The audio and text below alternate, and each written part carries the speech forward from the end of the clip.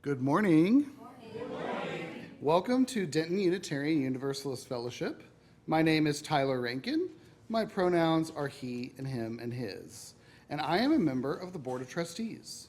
Whatever your reason, whatever your worldview or spiritual tradition, age, race, gender identity, sexual orientation, financial means, physical ability, political affiliation, or immigration status, you are welcome here. Newcomers, please complete an online visitor information card to connect with us. See the chat or the seat pocket in front of you. Each week, children ages 0 to 3 are welcome to stay in the sanctuary or in the nursery in the fellowship hall. Children ages 4 through 5th grade are invited to join Explorers Club by signing in at the welcome wagon, which is back there, and then will be invited to their room later in the service. Youth 6th through 12th grade are invited to remain in the service. For today's announcements, the social justice team will meet today after service in classroom 1 at 11:25. Please join us. Everyone is welcome. Another announcement, our refrigerator is having a little bit of trouble.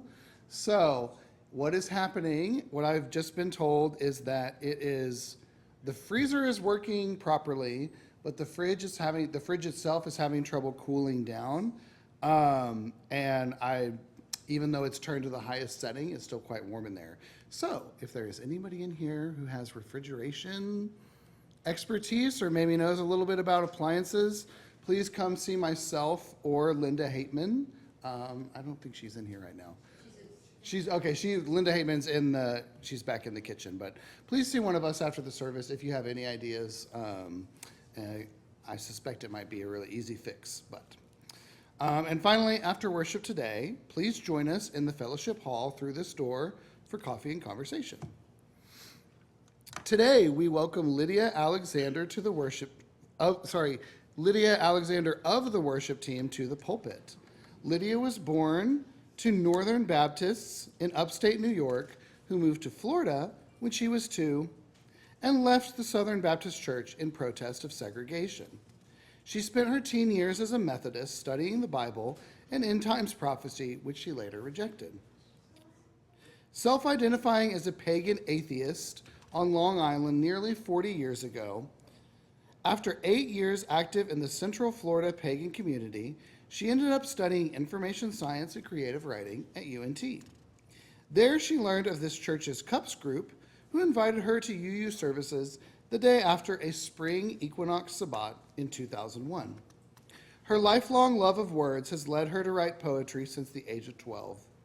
And her worldview, which she calls transcendental physicalism, has led her to devote herself to crafting atheist exclusive language, yes, very important detail there, atheist inclusive language into Unitarian Universalist religious practice, which is very important, to address complex feelings around using words like worship and God. Welcome, Lydia. Now, let us prepare our hearts and minds for worship.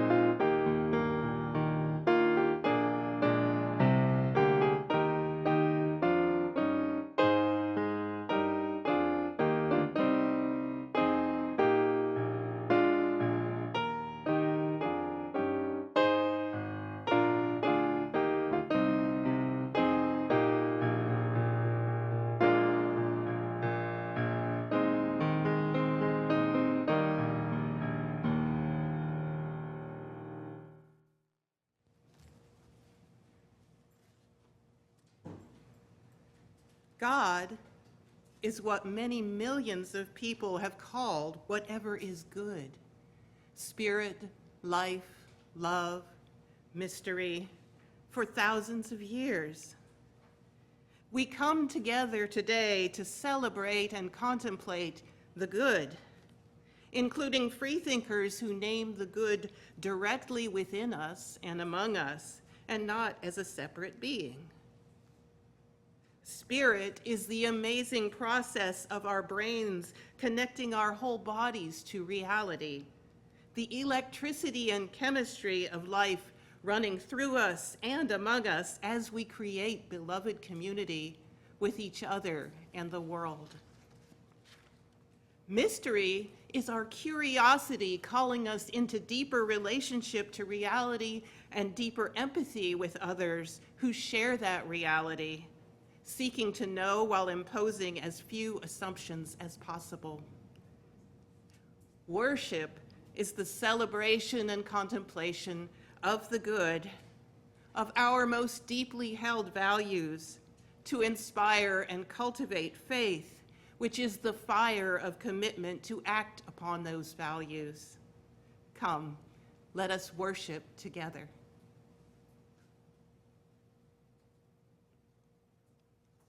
We begin this morning's worship with words from the Persian Muslim poet Sadi. To worship God is nothing other than to serve the people. It does not need rosaries, prayer carpets, or robes. All peoples are members of the same body, created from one essence. If fate brings suffering to one member, the others cannot stay at rest.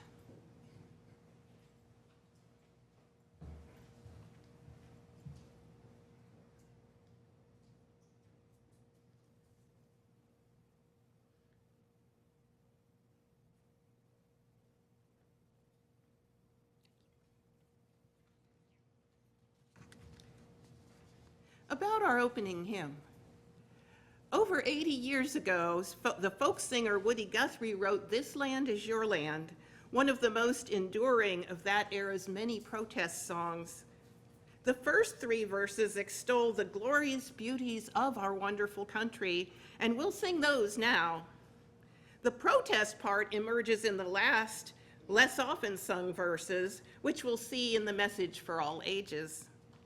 All verses are magnificently illustrated by the paintings of Kathy Jacobson.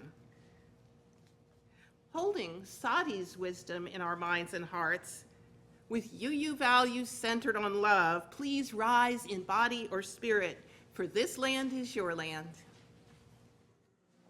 To get us started on this song, Chuck is going to play the beginning chord. I'm going to count to 3, and then we're all going to come in on the first verse as I was walking that ribbon of highway. 1, 2, 3. As I was walking that ribbon of highway, I saw above me that endless skyway. I saw below me that golden valley. This land was made for you and me. This land is your land. This land is my land. From California to the New York Island, from the redwood forest to the Gulf Stream waters. This land was made for you and me. I've roamed and rambled, and I followed my footsteps to the sparkling central, the diamond deserts, and all around me a voice was sounding. This land was made for you and me. This land is your land. This land is my land. From California to the New York Island, from the redwood forest to the Gulf Stream waters. This land was made for you and me. When the sun came shining and I was strolling, and the wheat fields waving,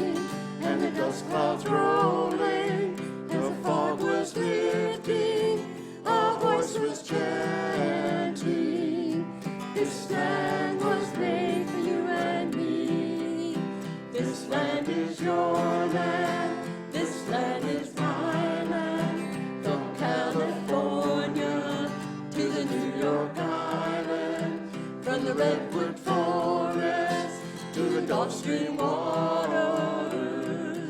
This land was made for you and me. This land was made for you and me.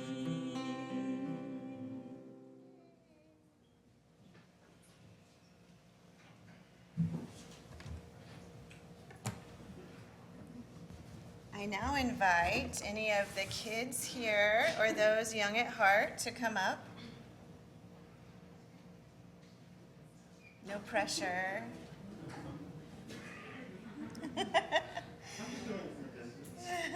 It's okay. Oh, you'll be young at heart. Hey, yay, thank you. Okay, if you get on the floor, I can't promise I can get you off the floor, okay? All right, so this song that we just sang sometimes gets sung in schools a lot. How many of you guys sang that song in school? The songwriter, as you know, was Woody Guthrie, and he liked to write songs about what's wrong and how to fix it. His friend Pete Seeger and Woody's son Arlo noticed that school singing was leaving out some of the best verses, which we're going to read here, really talking about fixing what's wrong. Woody loved America, and when he heard the song, God Bless America, it felt to him like some people were being left out. So he wrote a song trying to fix that, and he called it God Bless America for Me. But that still didn't feel right, so he changed it to This Land Is Your Land. And it includes different people from him in all kinds of ways, which we're going to see in a minute. So we're going to look at Kathy Jacobson's paintings for the verses about fixing what's wrong and making our land better for everybody. So we're going to start on the verse after we just sang, and you can see it up here. As I went walking, I saw a sign there, and on that sign it said, "No trespassing, keep off." But on the other side, it didn't say nothing. This side was made for you and me. Okay, children, what do you see on the page? What's different about the no trespassing and the side that's made for you and me? So there's a wall. There's a wall keeping people out, or a gate. As well. Says public park. Public park, right? So the side that's made for you and me, they're flying kites, they're swimming, everybody's there. Everybody's welcome. Okay, let's turn the page. Okay, next verse. In the shadow of this steeple, I saw my people. By the relief office, I seen my people. As they stood there hungry, I stood there asking, is this land made for you and me? What does that look like? Rough. Maybe this land was not specifically, maybe we weren't thought about in this land. Okay, next. Nobody living can ever stop me as I go walking that freedom highway. Nobody living can ever make me turn back. This land was made for you and me. What do you think? That was kind of like the page before, right? But it looks different now. They fixed it up. Yeah. And the beautiful. This land is Your land, everybody, this land is my land. From California to the New York Islands, from the Redwood Forest to the Gulf Stream waters. This land was made for you and me. This land was made for you and me. Would anyone like to light the children's chalice? Jordan's gonna do it.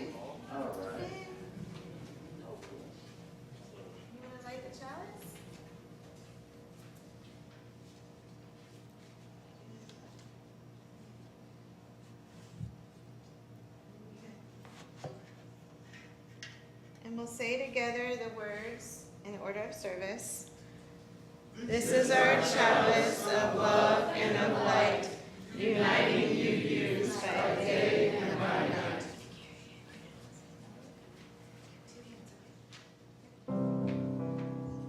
May your mind be open to new learning. May your lips bring truth into the world. May your heart know love and your hands do the work of justice as you go your way in peace. As you go your way in peace.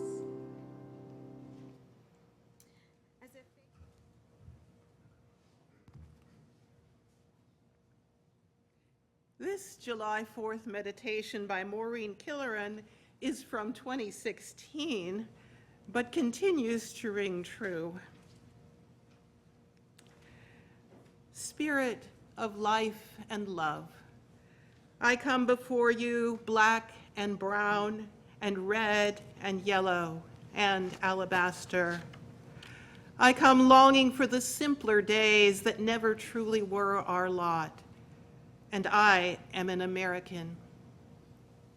Hear these voices, as in the complexity of our days, I am humanist and Christian, Muslim and Jew, pagan and atheist and Buddhist and you, and I am an American.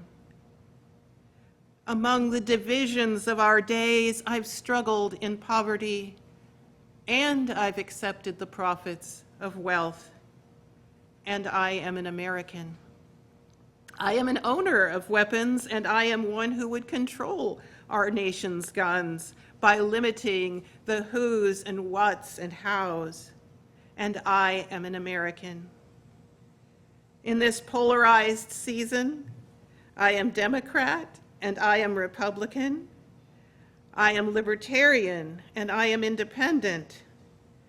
I am green, or maybe in 2026, a democratic socialist. And I am confused, and I am an American. Spirit of hope, sit with us in our diversities. Help us hear one another in our divisions. Grant that beginning in this community, we may honor one another's truths and know that a just and faithful tomorrow begins here in our hearts. For with all our problems, with all our pain, with all our limitations and mistakes, we are Americans.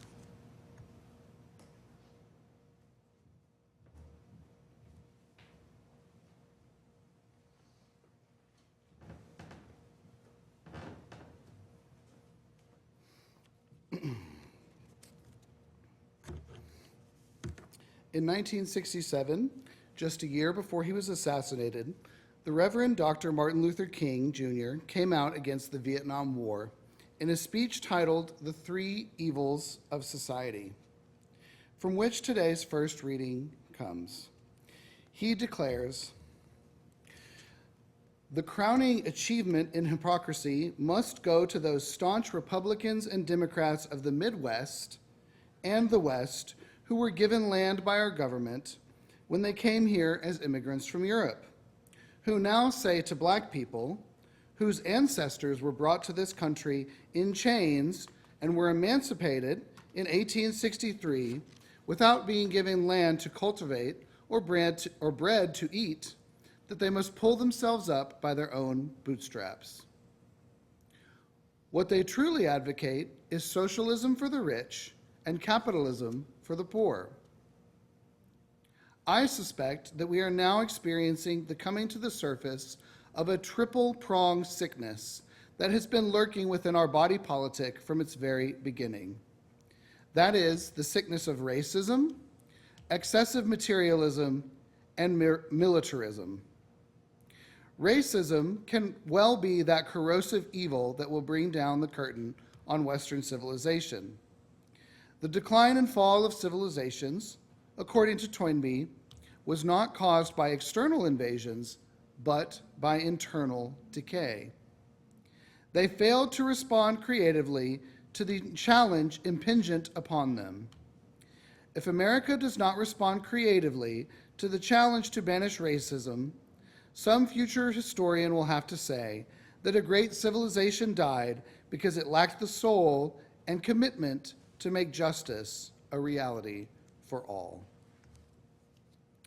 Please rise in body or spirit for hymn number 119, Once to Every Soul and Nation.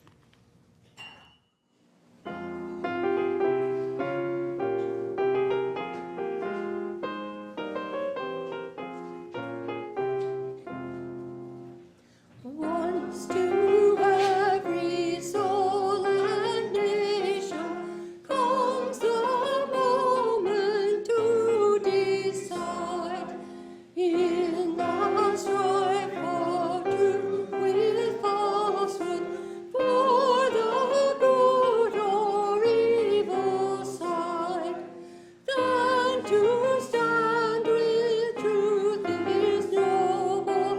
When we shall reach that judgment post, ere that cause bring fame and profit, and 'tis prosperous to be just. Though the cause of evil prosper, yet his truth alone is strong. Though his portion be the scaffold, and upon the throne be wrong, then his is the brave one chooses, while the coward stands aside, till the multitude make virtue of the faith they have denied.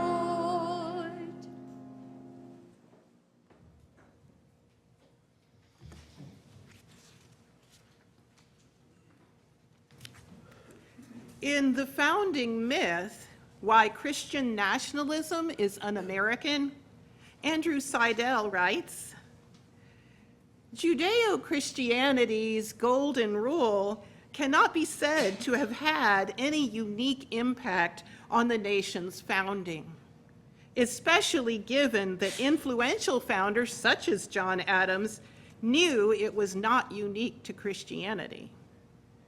One reflective Sunday, Adams wrote in his diary that Christianity included the rule, but did not invent it. One great advantage of the Christian religion is that it brings the great principle of the law of nature and of nations, love your neighbor as yourself and do to others as you would that others should do to you, to the knowledge, belief, and veneration of the whole people. According to Adams, the Golden Rule is not a Christian principle. It is a universal principle, a principle of the law of nature and nations. Empathy, compassion, guilt, forgiveness, morality, and responsibility cannot be claimed as the monopoly of any one religion. They are, to borrow from Christopher Hitchens, part of our elementary human solidarity.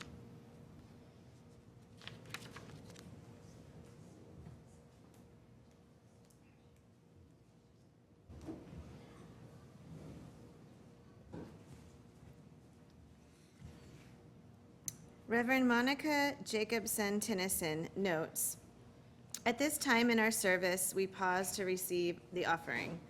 A Unitarian Universalist congregation is self-supporting. All the funding for our presence here comes from the contributions of members and friends of this congregation. Our offering is a time to engage in the spiritual practice of generosity, remembering that each of us has the power to give and share our resources.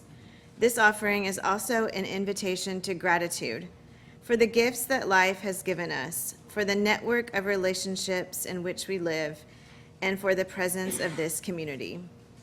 Each week, we pass 2 baskets, one for this community and one for the larger community.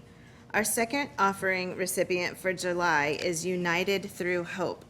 United Through Hope, which is helping others progress and excel, is a 501c3 nonprofit started in 2012 to help individuals build social skills and confidence with resources and programs available in person, online, and over social media. United Through Hope offers children and adults training that develops a range of skills like socializing, life management, job readiness, financial responsibility, independent living, and leadership. United Through Hope has 2 physical locations in Denton and Frisco, in renovated homes that provide a naturalistic atmosphere. United Through Hope's programs are available to 1st through 5th graders, teens, and adults, and the organization offers services such as counseling, behavioral consultation, and special education planning alongside the community that can be a crucial support to help people navigate transitions in their lives. Please see the chat or order of service for ways to give. The offering is now gratefully received.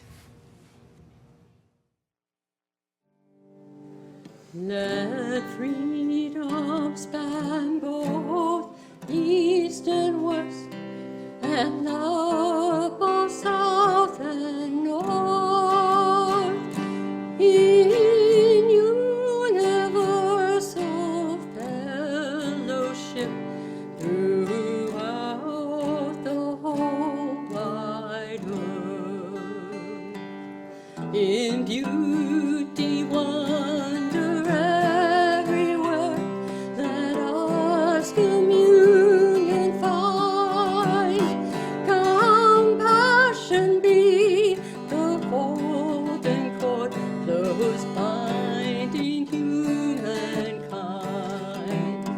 Beyond all barriers of race, of color, caste, or creed, let us make friendship human worth, our common faith and deed. Then east and west will meet and share, and south shall build with north, one human commonwealth of good throughout the whole wide earth. Then east and west will meet and share, and south shall build with north, one human commonwealth of good throughout the whole wide earth.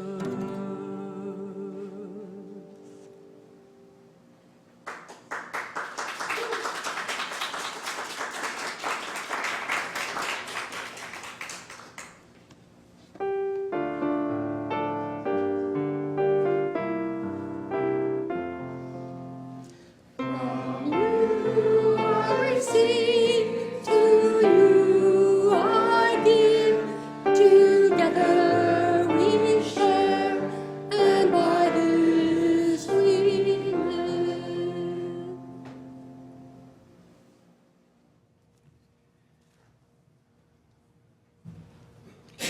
Good morning again. And a happy birthday, America. Do you feel like you're 250?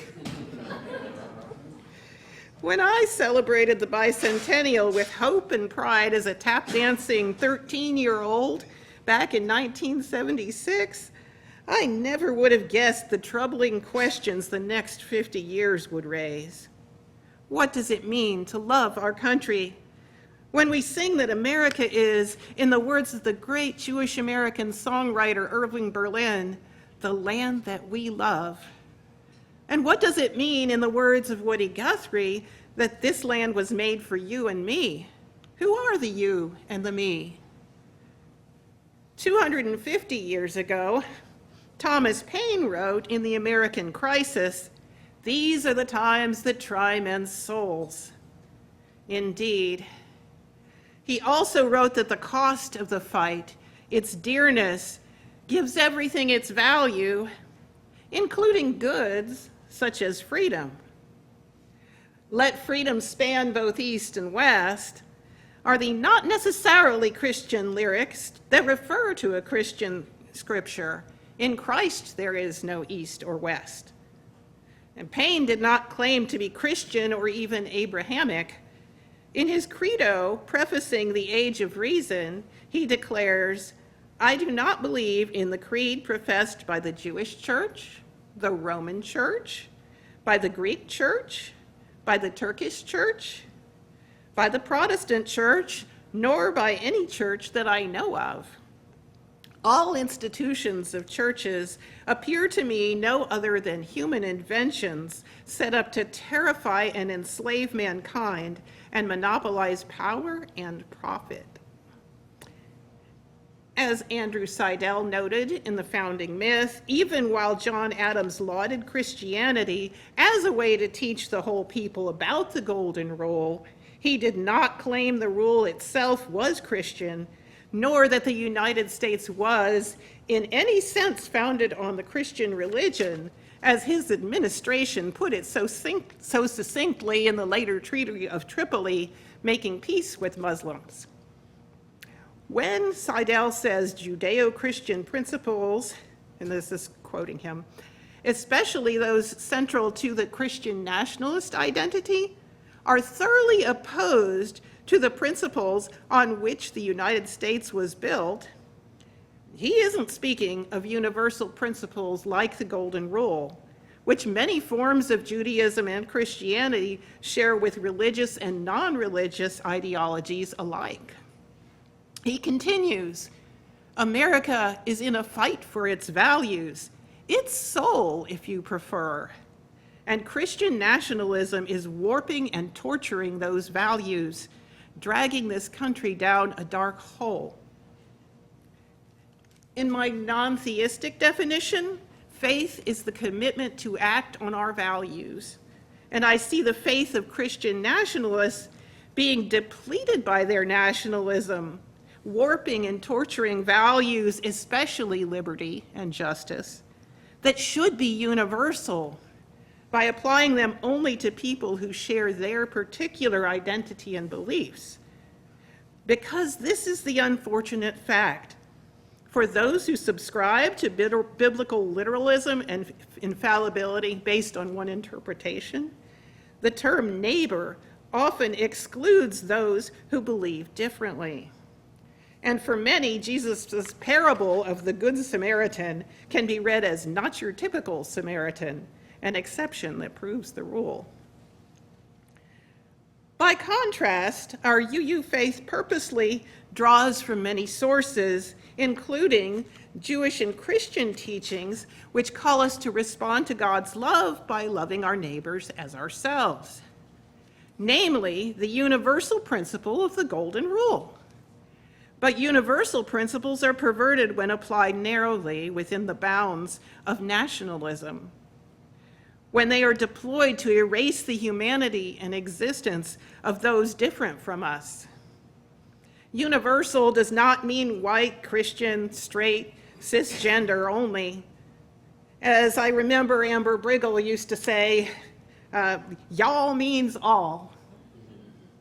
Some of y'all will remember the protest signs from the 80s and 90s proclaiming the moral majority is neither.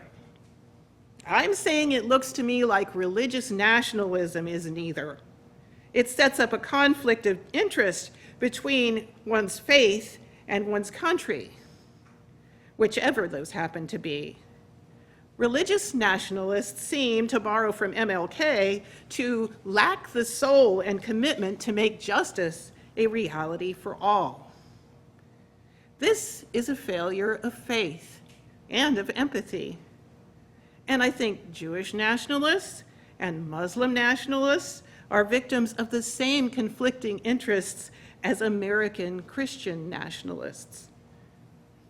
The last lines of today's chalice lighting reading, number 609 in our UU hymnal, are from Sadi's poem, The Children of Adam, which is still taught to Iranian school children and adorns an Iranian carpet displayed at the United Nations. But our UU hymnal leaves out that poem's conclusion. Quoting from the 1880 English translation, "If thou feel not for others' misery, a human being is no name for thee." A human being is no name for thee flies in the face of our UU principle to affirm the inherent worth and dignity of every person. If you got a chance last week to watch Reverend Jen Youngsung Roo's sermon for our General Assembly Sunday service, you may recall her message that love is not a feeling, but a discipline that does not require us to have affection for everyone, but to love even our enemies who seek to deny the inherent worth and dignity of others. An article for West Asian News Agency describes Sadi's lines as appearing at the end of a story in which Sadi asks a king to treat war captives with compassion, not out of charity, but because they too are human, they too suffer. Liberal Pharisee Hillel's question, "If I am only for myself, what am I?" implies the same thing as Sadi, not acting in a way that we can call human. But redemption is possible through questioning those times when we catch ourselves being only for ourselves. UUs have also put in our hymnal a blessing from the words of Chaim Stern, the modernizing liturgist for Reform Judaism, which says that if you repent, God will remove the heart of stone from your flesh and give you a heart that feels. By feeling for others' misery, we can reclaim the name of human, centering on love. By realizing in Chaim's words that God desires love and not sacrifices, the knowledge of God rather than burnt offerings. Refusing to be erased as a non-believer, I value loving and knowing whatever is good. That good within and among us rejects burnt offerings, connecting them to the ancient meaning of Holocaust, holy burnt offering, which was applied to wars of conquest in which one people seeks to destroy another for the glory of their own religiously identified nation. Woody Guthrie's first lyrics responding to God Bless America were, "God bless America for me." He later changed them to "This land is your land, as well as my land, and made for you and me." But Woody worked on Jewish lyrics with his Jewish mother-in-law, who was a Yiddish language poet. And there's no question that his criticism of Irving Berlin's lyrics as unrealistic and complacent had nothing to do with Berlin's invocations of God's blessings on America as the grateful son of Jewish immigrants. Rather, it is more akin to a realization that our land should be blessed for all the people in it, not just oneself or one's own. When a young black singer named Jimmy Collier performed "This Land is Your Land" at a 1968 meeting of activists, Woody's friend Pete Seeger recalled that a Sioux Indian delegate, his name was given as Henry Crow Dog, but there was a "sig" after it in my source, so he came up and punched his finger in Jimmy's chest. "Hey, you're both wrong," he said. "It belongs to me." Jimmy asked seriously if they should not sing the song. The Sioux, that is Henry, replied with a grin to go ahead and sing it, as long as we are all down here together to get something done. Solidarity was more important. According to whoever added the word creator to Jefferson's draft of the Declaration of Independence, the Creator endowed all people, not just Americans, with our inalienable rights to life, liberty, and pursuit of happiness. And Christopher Hitchens notes that Paine believed the Creator was attested to by the order and beauty of the natural world. God bless America and This Land Is Your Land both attest to the beauty of our land itself. When the Sioux delegate to that 1968 meeting put uniting around a cause before his objections to the song This Land, I see him as I have learned the Navajo might say, walking in beauty, which non-Navajo outsiders are advised means, quote, approaching interactions with a mindset of seeking balance, avoiding disruption, and recognizing that actions have repercussions beyond the immediate. Understanding that the land itself, the language, and the community are all interconnected elements of this harmonious whole. And I hear our UU's seventh principle resonating in harmony with this: respect for the interdependent web of all existence of which we are a part. Or as Chief Seattle of the Duwamish and Suquamish, still other Native American peoples, is said to have said, whatever we do to the earth, we do to ourselves. Recent comparisons of white settlers' treatment of Native Americans with ancient and modern Jewish and Christian religious nationalist treatment of their neighbors go back at least as far as Thomas Paine. Paine scoffed at New York Missionary Society's plan to present Osage Indian leaders with a Bible. Will not the shocking accounts of the destruction of the Canaanites when the Israelites invaded their country suggest the idea that we may serve them in the same manner?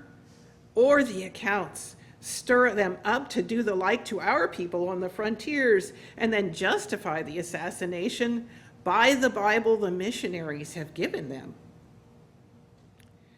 Of course, we can heed Paine's warning by choosing to walk in beauty instead, seeking balance and common ground while avoiding the erasure of any of the interconnected, interdependent lives in our land. For example, Muslim American Sabia Rahman and Jewish American Walter Ruby, co-authors of the 2021 book, Refusing to Be Enemies, write in a Baltimore Sun op-ed that, quote, more and more American Jews and Muslims are coming to understand that Israel-Palestine can actually be a cause that unites rather than divides us. On her blog, Rahman informs us that Islam and Judaism both embrace the concept of repairing the world through the pursuit of social justice and peace building. Tikkun Olam in Judaism and Islah in Islam. In her book on naturalist spirituality for small creatures such as we, Sasha Sagan, daughter of Carl Sagan and Ann Druyan, writes that questioning something, exploring it, examining it, thinking of ways it might change for the better is a way of loving something. Barbecues and fireworks are all well and good for celebrating national independence. But I propose the real ritual should be teaching ourselves and our children to question our own preconceptions. Let our Independence Days become that appointed time to question, the moment when our minds break free from the absolute monarchies of just the way things are.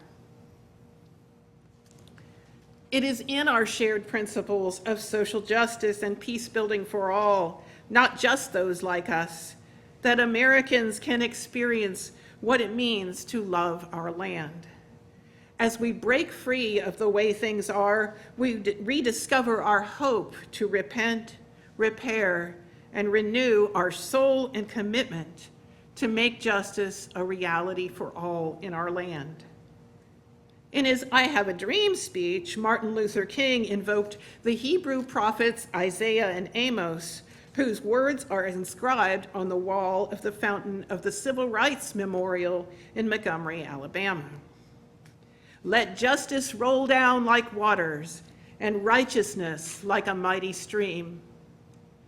Unitarian Universalists have a hymn that lifts up those principles and those words. Let's sing it now. Please rise in body or spirit for our closing hymn, number 121, We'll Build a Land.